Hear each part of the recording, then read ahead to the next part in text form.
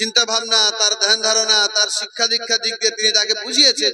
বোঝানোর পরে যে তিনি আশ্চর্য হয়ে যাচ্ছেন যে একটা মহিলাকে এত সম্মান দিয়েছে, আর যার জন্য আমাদেরকে পর্দা করতে বলা হয়েছে, এইরকম তিনি ভেবে ওই এক কবুল করে বলুন সুবহানাল্লাহ।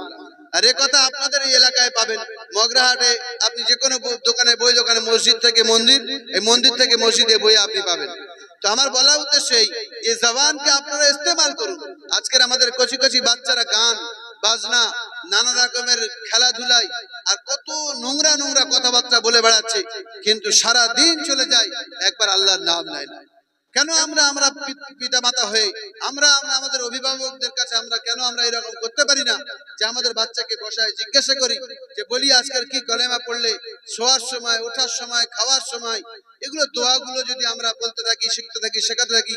এজন্য আমাদের একটা বিশেষ করে দরকার, মাদ্রাসায় হয় যে দিন শেখার জন্য। আজ সারা পৃথিবীতে যে মাদ্রাসা ছড়িয়ে গিয়েছে, এর ওসিলায় দিন করা হচ্ছে।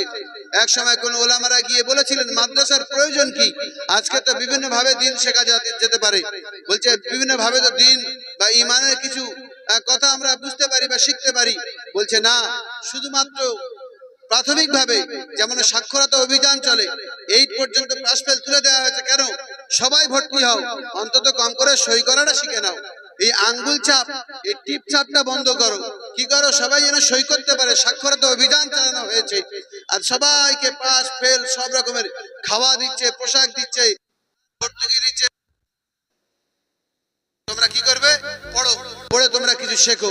কিন্তু সেদিকে তবুও ওই রকম ভাবে আমাদের সর্বহালাতে যে কি করে আমাদের বাচ্চাদেরকে দিনের বীজ তাদের অন্তরে পুঁতে দেওয়া যায়, সে তার জন্য একটা চেষ্টা করা। এই মাদ্রাসাগুলো সেজন্য তৈরি করা, সেখানে আমাদের বাচ্চাদেরকে পাঠাই, সেখানে আমাদের বড়দেরকে পাঠাই, সেখান থেকে দিন শিখি।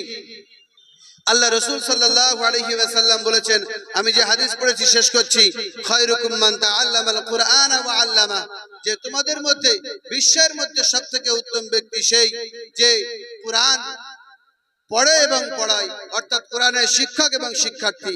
The best person in the world, the students and teachers of the holy Quran।